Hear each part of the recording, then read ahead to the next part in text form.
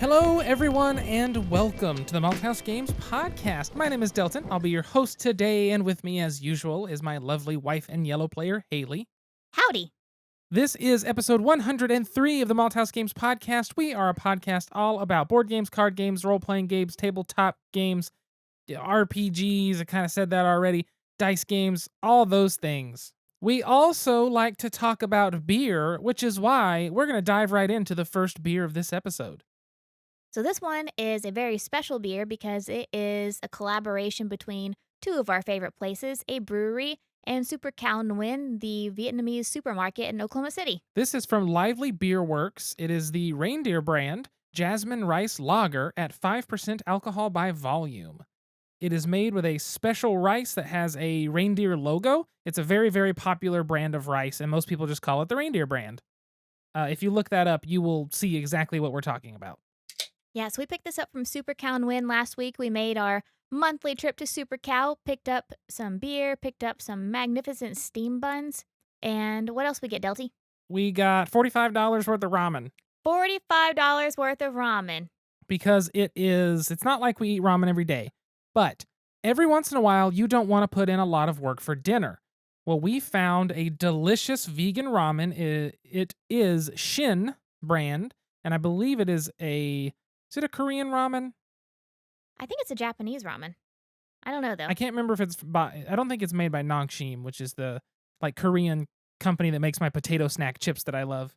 But this brand is so good that I posted a picture of my food pyramid on Twitter, and I had so many people saying that that was the best ramen ever. And someone just came out of the blue because I said online we were going to Super Cow because it's our favorite place, and people were saying you got to pick up some Shin. I'm like, we're one step ahead of you and one step ahead of everyone else because we totally bought out the entire vegan section. That ramen, depending on, I guess, the run is if it's vegan or not, right? The packaging looks pretty much identical, but some are vegan and some are not. And you can read the ingredients, and some have beef broth and some don't. And even the vegan version has this big slice of beef on top of it, so you never really know unless you look at the ingredients. You never know. And we found the one that is vegan, and every time we've been back in the past several months, we've looked and they don't have it. We've looked and they don't have it.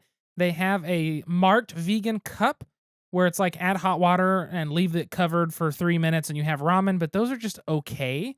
But the actual packaged ramen is so good, and every once in a while we eat a pack and we'll make some tofu to go with it, and we'll cut up some, I can't think of what the seaweed is called. Is it nori? Nori. We cut up some nori to put in it, and we'll do, different things. Sometimes I do what we call tofu skins, but they call them bean curd, soybean curd. I'll fry up some of that to put in it. So we'll make a big ramen feast with it, and it's delicious, and they haven't had it, and I had to buy all of it. They've probably been out of it for the last 3 months because jerks like us come in and buy all of it whenever it's in stock. Oh, for sure. It's exactly how it happens. And so this right here, we're going to be honest, we've already had this beer before, and we've already liked this beer. We do like it. It is not an absolute favorite of mine, but it is nice. So it's a not crystal clear, but dang close. Very, very light, slightly pale color yellow. Super carbonated. It has a slight sour smell to it. Has a good amount of carbonation, but not too much. The crazy thing is the mouthfeel feels flat, but when you swallow, there's all the carbonation and bubbles. It is strange, isn't it? But it's a very tame flavor. It does taste like jasmine. So I know it's supposed to be jasmine rice, but this tastes like the jasmine, what do you call it? Herb? Spice? Tea? I guess. Jasmine tea, I guess. And so it's very light in flavor. It's very crisp. It's delicious, though. I enjoy it more than Delton does. I think it's pretty good. It's got a little bit of a floralness to it, which, there's a Japanese whiskey called Hatozaki that I really like because it's light and it's floral. But when it comes to beer, I tend to go away from really light. So I think that's where this isn't my all-time favorite. However, it's not bad. It's a good beer. Lively Beer Works, I've liked the stuff they've put out. And this is the same. If you're looking for a really light beer that's just kind of nice, it's not abrasive in literally any way in taste. It's just a nice, gentle, floral, kind of light beer. This is a really good one. Pairs well with Shin Ramen. It really does. So that weekend, Delty and I also got to go to Twisted Spite Brewery for the first time. Yeah, we were going to go to Skydance Brewery, and it was we did go, but it was packed. You had hardly anywhere to sit, and I couldn't hear myself think walking through the door, so that's not for me.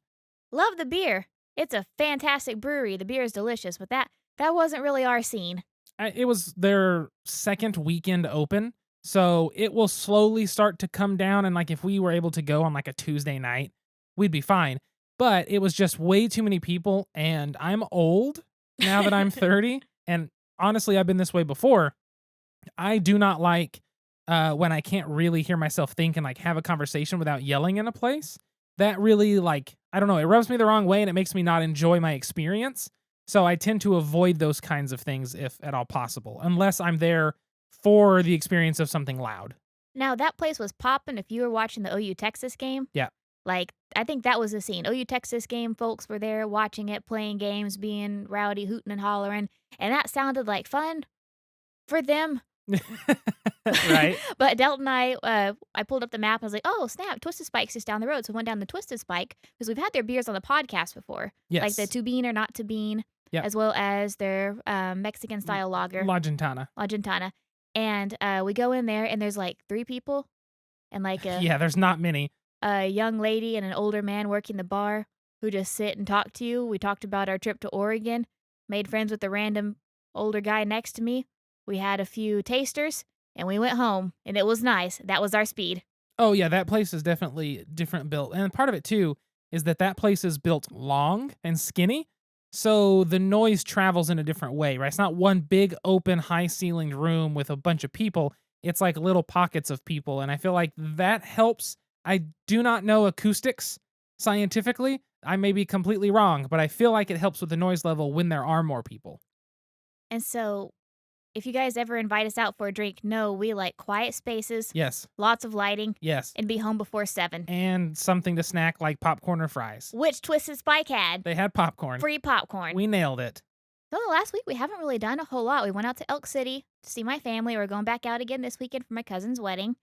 And then we've been watching a lot of horror movies. I guess almost every night we've been cooking dinner. I made tamales from scratch, and I did a damn good job. They were really good. I say thank you. I am going to brag about myself because I made a beautiful potato tamales. Oklahoma's had a couple of tornadoes, thanks climate change. Yay. And yeah, I've just been watching horror movies, hanging out, trying good beer, and playing a new game. Oh, here's the door. It's straight ahead. It's a game. With that, we're going to move straight into the game today, which is Horrified. This is a game that's been out, I want to say, for several years now. I don't know the exact day. It looks like 2019, so that sounds about right, a couple years. Horrified is from Ravensburger as the publisher, along with Universal Studios Monsters. So I'm going to do this as we record. Normally at this point in time, I'm reading the credits. I'm saying, it's designed by this person with art and graphic design by this person. But guess what? It's not on the box, which is not even where I use. I usually use the rule book. Like, we are prepared. Usually we get the box out, we get the rule book out, like it's ready to go. So when we sit down to talk, we just like pick it up and Delton talks about it, da-da-da-da. We did that.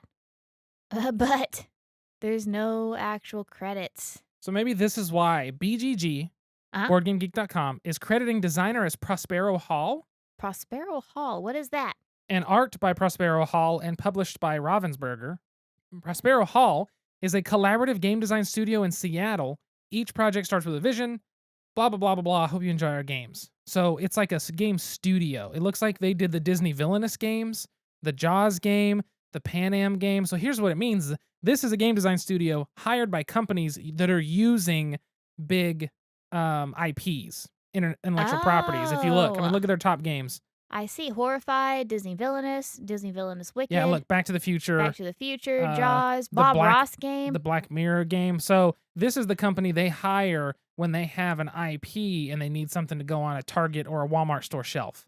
Fascinating. All right, so there's no single person to credit for Horrified, which kind of sucks.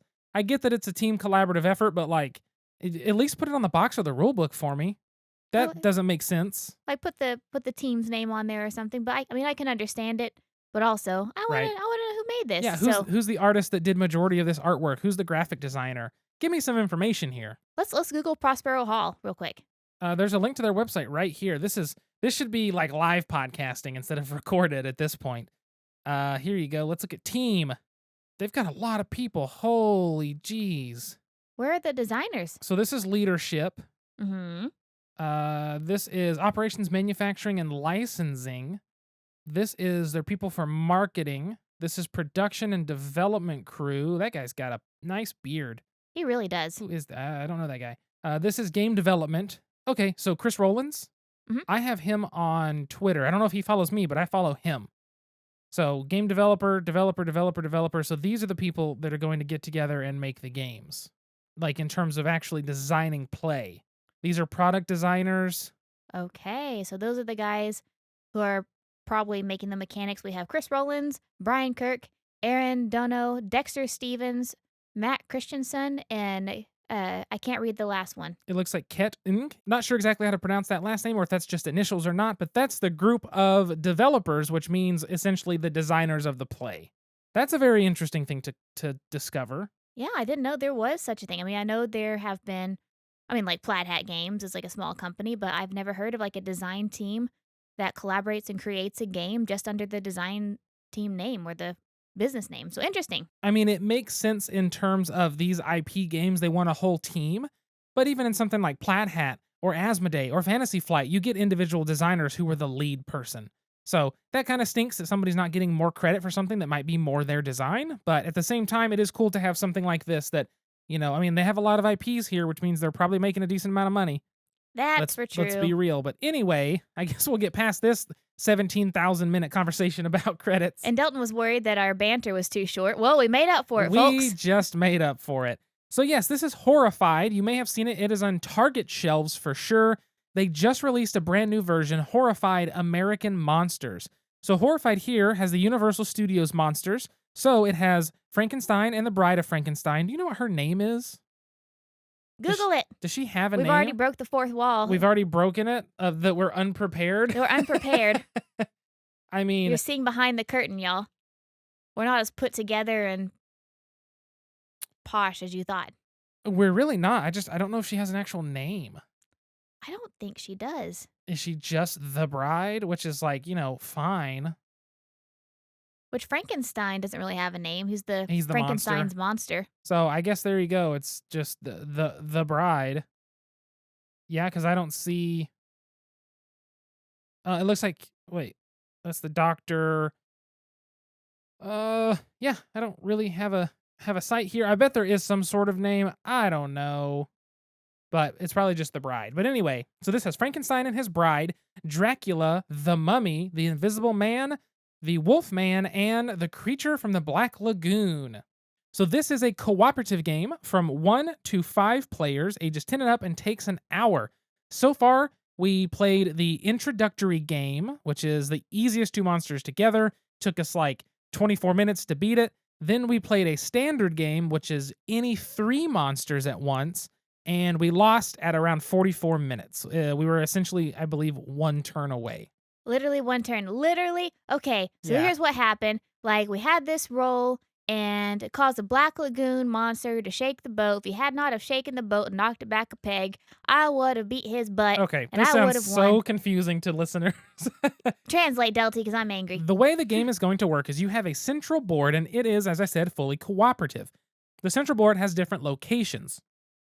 Of these monsters, you can have 2, 3, or 4 if you want a very, very difficult game out at the same time. You each play 1 hero randomly assigned to you, which means you get a random assignment of some special ability and a number of actions you can take per turn. The monsters all have their own way of being defeated and their own special when you roll the dice. There's an exclamation point is like a special ability for that monster, and that's what that is. So on your turn, you're going to take actions which are like move a villager. Villagers are random people on the board. You don't want monsters to eat them or attack them because if they do, you get closer to losing. Anytime somebody dies or a villager dies, the terror track goes up. If the terror track maxes out, everyone is too scared and runs away from the village and just lets the monsters take it over. That's the story in the rulebook. So the villagers you can escort. You can bring them to you or push them away from you, as well as move with them. You can pick up items. You can pass people items. You can take items from people. You can use your special ability, or you can use the special things needed to defeat the different monsters. So each monster, and I think this is the first point of something I really enjoy about the game, and I'm going to get into more about why I think this game is, and I'm going to say it here, this is the perfect introductory cooperative game. It's the perfect game to show somebody co-op. It's difficult enough to provide a challenge, or it can be simple enough to just have a fun time while messing around with these monsters. But one of the things I really, really enjoy is out of these monsters, each one of them requires something different for how you can defeat it. For example, the creature from the Black Lagoon makes you discard items to move a boat on a special track on his like big monster card. And once you get to the end, you need one of each color item, so red, yellow, and blue, to defeat him. Dracula, you have to run around destroying his coffins before you can defeat him. Frankenstein and the Bride, we have not played against them yet, but they are, you have to essentially discard items to make them understand human life more, to make them be able to live peacefully as humans and stop terrorizing everyone. Invisible Man, you're just going to collect items, take him to the precinct, and try to have proof that he is around town. The Mummy makes you do a little kind of puzzle thing with some numbers and moving them around and shuffling until you can beat him. And then the Wolfman, you have to collect blue items, numbered 1, 2, and 3. 2 sets of those, get the cure, and then attack him while you have the cure in your possession if you're the one attacking, and he is then defeated. So each one has their own strategy and their own approach and their own color of item and things like that that you need. So when you're mixing multiple monsters, you have multiple paths to victory from that point. Right, and like Dalton said, like, you can have 3 monsters, you can have 2 monsters, and they're not gonna be the same ones each time. No, not unless you want them to be. Right. So the first time we played is the introductory game. It is Dracula and the creature from the Black Lagoon. Dracula was really easy to get rid of, but the creature took a lot longer. Then the second time we played, when we played with 3, which is the standard game, we had the creature from the Black Lagoon, the Mummy, and the Wolfman. And the Wolfman wasn't too bad for Haley to just knock out. But what's interesting about them is the Wolfman and the Mummy have this special thing that when it happens, they now only move toward one player, which I thought was fun. Like, for example, I was hunted by the Wolfman, so I had this little Yes. token, and so if Dalton and I are equidistant, then he's gonna go towards me, and so Even continuously. if we're not, Oh, he's even if still we're going to go not, he's toward gonna you. still go towards me. So if I'm holding that, he's gonna go towards me, whereas Dalton, he had the so basically the Mummy thought that Dalton was the reincarnated soul of his past loved one, and so when Dalton had that token, the Mummy went directly towards him. I cannot imagine if you had both tokens, how much of a cluster that would be. At least I think he keeps moving toward you. Maybe this is a rule I misunderstood. But either way, I like that. I'm looking at these and it says the first person to play that card, the current player takes the soul sign or the hunted emblem, and then the monster moves toward them. Or they move toward the Mummy, which I thought that was neat that the Mummy has you move toward him. He's like, mystifying you or hypnotizing you, whatever. So maybe it's just when that card's drawn, but I think it's the whole game. I'm going to have to Google that. That's a detail I haven't ran into that. I hope we didn't miss a rule. Oh, no. But yes, I like that these monsters are different. They have different rules about them, and that means you can do different things on your turns, split up different duties, pass off items, and do all kinds of stuff like that. Which I feel like in the first game we did a good job at. We were very collaborative. We were also trying to figure the game out too, so we were, talking with each other about what the best plan of action would be. But the second game, we both kind of just did our own thing. We didn't do a whole lot of teamwork until the last few turns, so we kind of collaborated on things. And I feel like we needed to have a little more teamwork in it. For sure, we needed to be swapping items, meeting halfway, and things like that to really work better and be able to put our brains to better use. I feel like we were so single-minded on what our tasks were that we really missed out on being able to get things done sooner. Yeah, I was like, I'm going to destroy the Wolfman. Dalton's like, I'm going to get the Mummy. And then, like, the creature in the Black Lagoon is just, like, wreaking havoc upon the village without any adult supervision. And Dalton and I were like, well, we got our task to do. And so, really, at the very end, when we started to collaborate, hand things off, it went a lot smoother, a lot quicker. We got some more stuff done. Still, one turn away from winning, but I digress. Okay, I just looked up clarification while Haley was talking there. And it is whenever you draw so basically when the monsters attack in this game, at the end of every player turn, you flip over a monster card and it's going to tell you how many items to put on the board, It's going to tell you some sort of event that may or may not trigger, depending on what monsters are out, things like that. And then it will tell you which monsters will move and how much they will attack for, because they can roll 1 to 3 dice. And I got a clarification here that the Wolfman, for example, he gives you the hunted mark and it makes you move toward that. It says the only time he moves directly toward the hunted character is when you draw one of the 3 the hunt is on cards. So not the whole game, only when the Wolfman's specific card comes out. Then he's got one person he's going for every time. So we did play that wrong, which means we also played the mummy wrong. So good clarification. I wish it was clearer in the rule book, which I think if you read it at face value, it reads that way. But for me, I took it as, oh, well, now he's always going to follow the person that's marked for hunting. And I feel like, we play a lot of games, and we typically, if there's 2 ways that we can read a rule, we typically read it as the way that screws us over the most too. Like, no, we're not going to take the easy way out. We got to take the difficult way. Well, I think in this case, the more difficult way would be the opposite of what we did, because that means that the Wolfman would have moved toward a different player or a villager more often. See, I took it the So- opposite. Like, I think it was harder being that the Wolfman's chasing you the whole time. Oh, I was fine with it because I was with my player's ability though. I could jump around the board. Yeah, I didn't have that ability. Del- You didn't, so it was way different. I- But Del- that's okay. I guess you had Wolfman. I had Mummy. So Dalton had a character that could jump, move anywhere on the board. My character could alter the value of different items, which is useful in like cases of having to turn in items for the Wolfman and things like that. So Dalton, it really didn't bother him too much that the mummy was chasing him. He was like, bam, okay, I'm going to show up on the opposite side of town. And this mummy's going to be like, where'd you go? That was pretty much it. But the Mummy's interesting because he moves you toward him. So I thought that was kind of fun because it's different than him moving toward you. He pulls you off a location. Now you have to move back to that location to do what you're going to do. I don't know. It's interesting, but I really like that. So in terms of why I think this game is such a perfect introductory co-op game, yes, we missed that rule. Lots of people probably can, so that's something that needs clarified. However, there are a few reasons that I think this game does exactly what you want a co-op game to do if you truly want to just have fun and not be beat into the ground. Anytime you play Pandemic, yes, there are people that can beat Pandemic easily. Too soon, Dalton, too soon. But there's also the times like we played with Zach and Sarah, and I took my turn, Zach takes his turn, and we lose. Because the way everything just immediately exploded. It was so weird, a freak thing, but it's possible. And we had spent all night talking that game up We to them. did. But Horrified does not have that problem by the game's design. Something that I think is interesting about it, and here's going to be my little list of things. One is all the different players' abilities feel useful. Haley's, yours, where it can change the value, is maybe the least useful, but I also feel like with more players where there's more people picking up stuff, it might feel better. Right, I think so too. Like just having a 2-player and we have access to all of the pieces, like we're basically splitting it in half.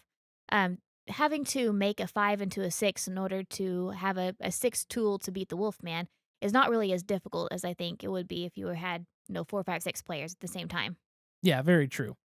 But so I think that's a positive. Another one that me and Haley talked about is the game's not hard to play. It makes sense. It's easy. Everything is visually easy to spot. You know what you're doing and all that. Something else I enjoy is when you trade with people, you can trade any number of anything. So if you want to trade items, you can trade items no problem. If you want to, trade 3 blue items and your opponent has nothing, that's okay. You can give them those 3 blue items. Now you can't trade the perk cards, which you start with 1 perk card. You don't get a lot, but anytime a villager comes out, they have a destination on the board they want to travel. For example, if one shows up at the docks and they may want to travel across the board over to the mansion, you have to escort them without them getting attacked and killed by a monster, and if they make it, you get a perk card, which can say something like, move any monster 4 spaces, and things like that to really help you. You can't trade those, so I should say that. But not only can you trade anything, anytime a monster kills you, you keep all of your items, all of your perk cards, everything that you had, you keep. You just start your next turn on the hospital space. I love that. I love that you're not punished for a mistake or if a monster happens to catch up to you or something like that. That for me is like a really big thing of I don't want to be punished. I want to be able to constantly move forward and not feel like I'm being set back. A lot of times whenever you see like the ages on boxes. Like 10 and up can play, 8 and up can play. Like a lot of times I see that and I recognize that that is your like cognitive ability age. Can you understand the concepts? Can you understand the pieces? Can you understand the mechanics? Can you plan between turns as much as you need to for this game? But what I often think games forget is the emotional component of that too. Like, for example, a 10-year-old might be able to understand the game, but are they emotionally mature enough to lose all of their pieces on a turn if they make a mistake? Or if the luck of the draw happens and they don't get the card that they need to save the day, are they going to be able to handle that without getting upset, without getting frustrated? And I feel like this game does a really good job because it's made for 10 and up. Like Yeah. I can see it's not it doesn't have the like Delton says the mean components that when you're playing with a 10, 11-year-old maybe doesn't have the emotional maturity of an adult. They're still going to stay engaged in the game if something messes up or doesn't go their way. Oh, absolutely. Something else that I find to be just amazing for me, and this is really just I want cooperative games to be all around easier sometimes. Like I want to just go into a cooperative game, not with the thought of I want a hard challenge. That's just I want to have fun playing cooperatively.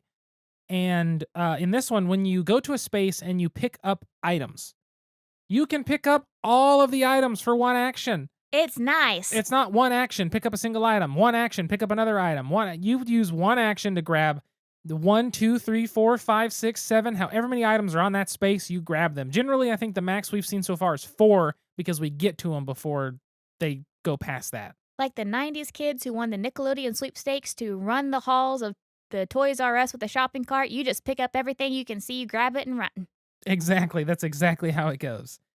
Those are just some of the things that I think if you're introducing somebody to a style of board game, you want it to be a fun one that's easy to understand, isn't going to punish them and make them hate it because of some rules like, I don't know, just anything. I feel like this has really kind of hit the nail on the head for simplicity. And also, it's just been fun. Even if it's not the most complex, even if you play it 5 times and you go, I've kind of seen all it has, even though you don't see the mixture of monsters, you will have seen each monster. I still think that this is one that's like, oh, you want to play something cooperative? All right, well, let's have a fun time doing it and play Horrified, right? Like, this is a game that I could see us taking to Amy and Andy's, who aren't big board gamers. Amy generally doesn't like board games. She thinks they're boring. This is one I think that they would possibly find fun because it's light, it's fun, you can joke around, it's goofy, it's classic monsters from film and books and stuff.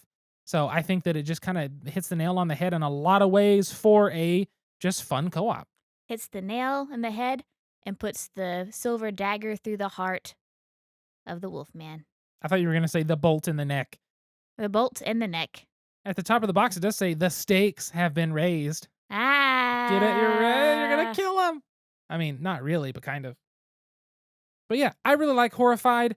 Normally it's like $30 at Walmart. I think we got it for like 23. The new one, American Monsters, uses exactly that, American Monsters. It's got the Chupacabra, Bigfoot, the Jersey Devil, I think it was called. And Mothman. Mothman, and two more, something like that. That one, I was going to initially get that one, but it wasn't at the Target. And then I decided, I'm going to go and do the original because these are classic iconic characters. And if we happen to like this enough, which I think we do, it wouldn't be out of the question to be like, all right, let's grab American Monsters and see what it changes, see how those monsters work. Given you need a different board, but it's still a fun one. We were so excited about that game. We talked so much. I'm thirsty now. Which is why I'm cracking the next beer. Oh, God. I caught it. In the words of Trisha Yearwood, pour me, pour me, pour me another shot of whiskey. Or in this case, another bottle of beer. So this second beer for the episode is from KC Beer Co. out of Kansas City. This is their Munich-style brown lager, unfiltered, decocked, naturally carbonated, and I'm trying to find... it is a 5% alcohol by volume. They're both 5%. Ein Dunkelbier. So this one is a nice amber color. It's pretty dang clear. It's got a little bit of head to it. It smells a lot sweeter, a lot more malty. There's almost like a molassesy, like dark sugar. Has a little bit of roasty too. Listen to my glass. Or is that your glass? I don't think that's going to make it in. It's too quiet, but it's crackling good, that carbonation. Wow, that tastes good. This has a very fall taste to me. It's very nutty. It's almost like a It's like like a a creamy hazelnutty. that's what I was thinking. It's almost hazelnut without being hazelnut. It's like take a cashew and a hazelnut and make them fall in love and get married and have a baby, and that's this beer. Sure, it's pretty tame, carbonation's good, mouthfeel is very foamy throughout. It tastes like a fall beer to me, right? The first beer that we had, that reindeer beer, tastes more of a summery, maybe spring, but this tastes more fall. It's already got that deepness of flavor, Mhm. not quite a nuttiness, but almost enough nuttiness that you could consider it like a hazelnut brown or something. I wanna drink this and go apple picking and, like, pumpkin carving and Samhain nature walking. I mean, it's pretty good. I think it's a good beer. KC Beer Co. has had good beers and a great vegan bratwurst. Hell yeah, brother. With that beer cracked, let's move into the topic. Hey, what can I get you? I'd like a topic. Any special way? Make it a top shelf topic. Coming up. Enjoy. So the topic for today, surprisingly, I don't know how, and maybe I've just typed it in differently, but we've never actually talked the topic of co-op games or cooperative games. And it's funny because this morning Delton was like, I feel like we're about running out of topics. Like we've talked about everything. And then we got to talking, well, what are we going to talk about today? And I was like, what about co-op? Have we done that? Because I was thinking we had, because we've done everything, it feels like. But lo and behold, we have not done cooperative. So the topic for today's episode is co-ops, teamwork, tag teaming, playing together, one common goal, one goal to rule us all. Let's talk about co-ops today, Delty. So cooperative games, just like Horrified, is everyone at the table working together. Now, there are games that have a semi-cooperative element where there is a traitor among you. I'm not going to consider those unless they have a full cooperative variant in terms of some of the ones I try to mention, because as much as I love Battlestar Galactica or Shadows over Camelot, those are always going to have at least one traitor. And that changes up the game because you're suspicious of your other players. We're talking pure cooperative, everyone working together. Single scores don't matter unless you just want to for some reason. That kind of stuff. Horrified, being the main example of this episode, like I said, is a great introduction to cooperative games, but also just a fun game for the family. See, used to I would say Pandemic would be like my game to introduce folks to the cooperative style. I mean, aside Yep. from like little card games like the game or Hanabi, like I thought Pandemic was like the perfect introductory cooperative game. You could pick it up from Walmart. Mechanics are simple, so on and so forth. This takes away some of the complexity and almost the I don't want to say meanness of Pandemic. The game is unforgiving at times. It forgives a little more than Pandemic does when it comes to drawing a card that's unhelpful or, getting defeated by a zombie or whatever. But it doesn't lose the fun. It doesn't lose the engagement. And so I feel like this is the perfect introductory co-op game, like Delton was saying. Definitely, and that's the thing. Cooperative games are meant to be a puzzle, right? They're meant to be challenging. You need to work together. You need to discuss what you're going to do, make trades, help each other out, and try to get to the goal, accomplish the big goal of the game by the end. Now, with that being said, there is one big reason some people don't like cooperatives. I think it's completely valid, which is quarterbacking. Yes. Now, quarterbacking is kind of like it sounds, one person calling the shots. It is absolutely zero fun if you're sitting at a table around a game and one person saying, all right, you need to go do this, do this, do this, I'll do this, they do that. Then And it becomes an activity. yeah, because you can make suggestions. I can say, Haley, I really think you should do this or this, and then I'll go over here. How does that sound to you? Like, we can do that. Like, you can discuss it. You can, bring up your opinion on it. But in the end, other people need to make their own decisions and also have time to think for themselves. And quarterbacking is a problem with people, and it tends to be ones that are too competitive. Mhm. If you're very competitive, you have to win. That can be an issue. But cooperative games are a good space to explore, discussing, people having their own opinions, letting people make mistakes. I feel like that's an element in terms of younger players. It's okay if you didn't make the most optimal move. That's all right. But cooperative games can lend themselves to that, and there are different games that break that system. Horrified could be that way if somebody felt they needed to. Pandemic obviously could be that way. I don't know that Robinson Crusoe could. I still have never played that game. We don't own it or anything. My brother has it. I need to play his version or at least get the new one at some point. But some of the games that break that is like The Crew. The Crew, no one knows what's in your hand. They can't tell you what to do. You can't even communicate that much. That immediately breaks that down to where now it's everybody for themselves, right? It's the same thing with the game or the mind. And I know that there's, some people hate one, love the other. But I'm going to use the game as the main example because you have communication, but you can tell people, a few things to help, but it's only helping the way you can play. You can say, please don't play anything here. That's your only information. Mm-hmm. So again, that gets around that quarterbacking, which is only a problem in groups that it's a problem in, right? Right. So for most people, that's not going to matter for you. And so, Delton, this is a question for you because you teach a lot of the games. Okay. Whenever you teach like new cooperative games, how do you balance between the guiding that comes with teaching and quarterbacking? Because like at first, Hey. you really have to guide someone, especially if they're brand new to games, or most of the time. I guess you don't have to, but how do you strike that balance? Something I find that I do a lot, and I haven't really thought about this except for just now when you've brought this up, and I think you'll see that I do this a lot, is I try to say what my favorite option is and what an alternate option is. If you notice, I do that a lot. I would say what I would do, I like if you went here, and grabbed all this and were prepared to do this, but I could also see going this way and doing that because then you could do this later.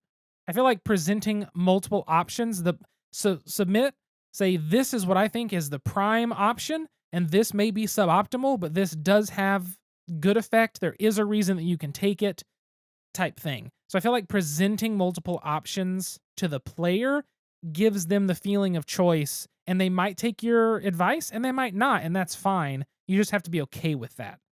That's, I think, the biggest piece. So I think that's kind of how I go about it. That's one thing I really appreciate about your teaching style is that you're very good at not only describing what you would do, but why you would do it too. Yeah. And I feel like that's helpful in keeping you from quarterbacking too, because you're not just like, go here, go here, go here. You're like, well, here's what I would do. This is why it might be helpful, but here's what also might be helpful too. Well, that's the thing. In a game like Horrified, in a game like, oh, now my brain's starting to fry, just immediately trying to think of like all the cooperative games, which I don't even know all the co-ops that we own that don't have a trader element. You know what? This is when I can utilize my Board Game Geek app, even though it's technically, I think, an unofficial app. I feel like we're breaking like the seventh wall at this point. I mean, kind of. I'm trying to see if there's a way that I can just look up cooperative as a game style. Now I'm going to talk to you guys. Hey, welcome to Behind the Scenes of Malthaus Games Podcast. Sometimes we have our ducks in a row. Sometimes we have our ducks, though they're not necessarily in a row. Sometimes we can't find our ducks. That day is today. So thank you for being patient with us as we utilize our Google machine we probably should have used before the podcast, but you know what? We had stuff to do, and now we have beer to drink. And so, thank you for joining us. Where's cooperative? Oh, it's going to be under mechanics, isn't it? I'm a dingus. Everything's fine. Cooperative game. So I'm just going to submit no search name, but cooperative game under the advanced filter on Board Game Geek and let it bring up all the cooperative games. That way I can see the top ones of what I own. Aha! So like Arkham Horror, the card game. Pandemic. There you go. Robinson Crusoe. Actual Arkham Horror, the board game. You've got Spirit Island. Time Stories. There you go. Time Stories was one that we own and really enjoyed. That's true. That one was very, very cooperative. And you have to really play on each other's strengths and weaknesses too in that one. You really do, because your characters are each limited very much so in one way. I like that one because it kind of makes you rely on each other. You have to. You cannot do this on your own. It really does. I forget where I was coming from into this, looking up a list. I think I was just getting confused on where they all were. Another one I see here is Mechs vs. Minions. Mechs vs. Minions is very fun because it's a programming game, and you can discuss things, but your program just might not run the way you want it to once you get actually out into action, and I love that. I think it's so much fun. That's one that I still want to get through all of the stuff. Also, side note, if you're interested in buying Mechs vs. Minions, you can still buy it directly from Riot Games through their website. Don't pay somebody more than the $90 for a sealed copy, because it's only I think 90 or 95 new. It might be 100 now. But I've seen people selling it for like 130 from their stores, and it's like, that's not a legitimate price. You can still get it from Riot today. Their 7th printing with all the errors worked out, that kind of thing. Pro tip. pro tip. But there's a lot of things like that. Mice and Mystics was one that we used to own. Too Many Bones I've seen people like. Zombicide we've played before. There's so many fun things with cooperative games because you're working together, solving puzzles, and trying to have fun. I felt like there was more to this, and my brain just pooped it all out when I started Googling cooperative games. Well, and a lot of the games that we know and love do have cooperative variants too, like Wavelength. That's true. Wavelength, typically you play two different teams going against each other, but we've also played it, and this is past the drunk mother test with my mother. We've played it where it was all of us working together trying to figure out what the rules are. We're all trying to get all 7 cards or whatever. We're all on the same team. Yeah, that's very true. I didn't think about that. And Just One of the best party games I've played in a long time, as well as Letter Jam. Letter Jam that we played, I believe that was fully cooperative too, right? It was, yes. So both of those are great cooperative games, and one that we love a lot, Mysterium. If you play that, you can play it where certain people win, or you just play it cooperatively where the other players, like, they give you hints for their own points, but you're kind of still all working together. Because if everybody doesn't make it to the end, I don't remember if nobody makes it. I can't remember the exact rule, but I believe there is a fully cooperative element you can play in Mysterium. Mhm. So some games do have that, and I just think it's because it makes it easier. If someone's not competitive, play cooperative. If someone is new to games and doesn't really know what to look forward to, cooperative games give you the ability to assist them, let them know why, and introduce them to the fun element of we're having fun, look at us, because they're not competing against people who are experienced. That's a good point. It takes away a lot of that pressure. It does. And so, Del, what are your top 3 favorite things about cooperative games? My top 3 favorite things about cooperative games are probably the rewarding feeling when you win, because I lose a lot of cooperative games, but every time you work together and win, especially if there's like a turn or two left, it feels nice. It just feels good. I really like the aspect of being able to plan stuff out with others, because it feels fun to like make all these plans and stop and trade. It feels, I guess part of it is just all of these are going to revolve around cooperative games feel rewarding to me. It's rewarding when you win. It's rewarding when teamwork actually pays off. And I also think that it's just, I'm going to say my third favorite thing is they're different, because there's so many competitive games, but competitive games make up 99% of all the games. But that other 1% of cooperative games are all trying to do it differently, because it can feel samey. It can be something that's hard to figure out a new way to work together. And so they always feel different. They feel like a different experience. It's almost like you want to put all the cooperative games on one shelf of their own and say, these are all the games that are cooperative, because they just feel like they fit together, even though they're different from each other, and they're different from everything else. So I just like that. What about your 3? Oh man, I didn't think I'd have to answer this. I really didn't think about that. Ha-ha! Aha! Oh, how the turntables. So I really like the discussion part. So I feel like in cooperative games you get a lot of discussion. I like the problem solving together too, especially in games like Time Stories where you have to play off each other's weaknesses. And even in Horrified, like you had an ability that I didn't have. So we're having to play off each other's strengths and weaknesses in order to have the most efficient way to go. And I like it last, kind of like what you've already talked about before, is it's easy to introduce new people to it. Because I love board games so much. And, I want people to enjoy them as much as I do. I want them to have fun. And so, like Delton said, this is a great way to introduce people to the hobby, because it is that we environment, that collaborative environment. I can help you without singling you out in a way. Yes. And I think the last thing that I'll say here for the topic is going to be, once you've played cooperative games, if you have a group that doesn't mind a little suspicion, semi-cooperative games are a blast. Dead of Winter, Battlestar Galactica, Shadows over Camelot. Which Dead of Winter has a fully cooperative variant as well. It does. It does have a fully co-op variant. I guess Ghost Stories is another full co-op, but that's got to be the hardest game in the entire existence of co-op games. I've never beat Ghost Stories. I can't figure out how to beat Ghost Stories, but I still like Ghost Stories. But in terms of semi-co-op, it's very fun having one person be a traitor around the table and everybody's suspicious of them. So that is the next step, the next level in co-op games of adding something to it. With that being said, let's move to the question to close this episode out. And now, join us for a Malthaus Games podcast special, Pint-Sized Question. Haley, who or what is your favorite horror monster? I think this one's my favorite because it's the first one I have in my living memory. Oogie Boogie from Nightmare Before Christmas. Yeah. Because whenever I was a kid, I remember distinctly we lived in this rent house. It's one of my very first memories, whenever you're like 3 years old and you like have like little 30-second memories every once in a while before your brain really starts to develop that like episodic Sure. memory. So anyway, I just remember being a little kid, about 3 years old, living in this rent house. Mom has Nightmare Before Christmas up on the TV. I see Oogie Boogie, I get scared, and I run away from the TV. And that anxiety has followed me into adulthood. I cannot see Oogie Boogie, even those giant inflatable ones that people have in their yards nowadays, without having just a little bit of anxiety and a flashback to that first core memory. Because that was freaky. So he has to be one of my favorites because he's honestly still one of the ones that provides anxiety That makes to my sense. little heart. That makes sense. By the way, we need to finish Nightmare Before Christmas because we started it. I did with Riley at your parents' house, and I'm about 45 minutes or a little over halfway in. But I can't tell you the last time I've seen the movie, so I need to go through from that point and finish it so I can say that I've seen it to completion recently. I'm gonna say my favorite horror monster. It's funny that we're both having kind of humanoid monsters. My favorite horror monster is gonna be the Pale Man from Pan's Labyrinth that has the eyes in his palms. Oh, God.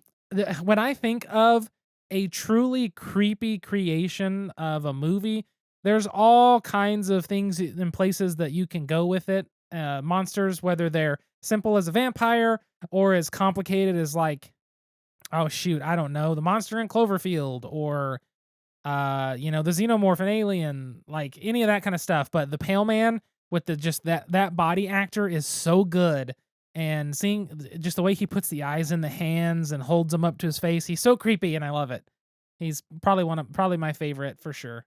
I think that's going to be the final of the question. We're going to give a big shout out to our patrons that back us on patreon.com/malthousegames. Thank you to Allison, Alan, Jesse, Catherine, Jennifer, and Cliff. Thank you all so much for supporting us on Patreon. All of your support, as well as the other patrons, goes toward improving this podcast. And one of the things that we've got, and I'm sitting here using one right now, is our Malthaus Games 100th episode beer glass. I am currently collecting addresses. If you have not sent me your address and you are a patron, you will know I will have sent a message out about getting the beer glasses to the patrons. Send me your address through Patreon, through Twitter. You can send it to contact@malthausgames.com. You can find us on Twitter @malthausgames. Me personally @Delton Brack, DELTONBRACK. Haley SQUIRRELYGEK. And you can send us your address there through DM or anything like that. I am working on figuring out how I'm going to ship these to people. Haven't got to that point because shipping is expensive and finding boxes and bubble wrap. I have to kind of like have a day that I'm not at work until 5 p.m. that I can get this prepared and together and price and Delt might have a project next Saturday while I'm working. That's exactly it. I'm hoping to take my next Saturday off to sit down and knock this out. But we will get these out to you. Don't forget to go to malthausgames.com and shop.malthausgames.com if you want to grab a t-shirt with our normal logo in orange and blue or our winter logo in the like teal and brown or whatever it is. Or a fanny pack. Or a fanny pack, a sticker, anything of that sort, or a different kind of beer glass that's not, sadly, one of the 100th episode beer glasses. Anything else? Stay tuned for the 200th episode beer glass. Yeah, it's going to take forever. Another 3 years down the road. We'll do something before then. I'm going to try. We're over halfway there. Exactly. I think that's going to cover it. Oh, one more thing I want to announce. We are officially attending BGGCon in November. With media badges. We did. We actually got press badges this time. There's not a huge haul, and I'm going to try to be good, gosh darn it, about actually talking to people, or at least me and Haley filming some stuff. Oh, I'll talk to people. Because we're always really, I get really bad, not just living in the moment, and I don't want to bug people that way, but I know that's the whole point of having a podcast and content creation is to get content. So we're going to try our hardest to actually record some stuff for the podcast that weekend with friends and take some photos and make some little video vlog things and be those people for a weekend. And it's Delton's job to point out the designers, the people he wants to talk to. It's my job to go drag them over by their hair. Exactly. But yes, so I think that's going to wrap up the episode. If you have any comments, questions, concerns, refer back to when I was talking about Patreon and send us an email, contact@malthausgames.com, and all that good stuff. I think we're going to go watch a scary movie and have dessert. Ah! So until next time, sit back, relax, grab a drink, and play some games. We'll see you folks later. Goodbye. Bye.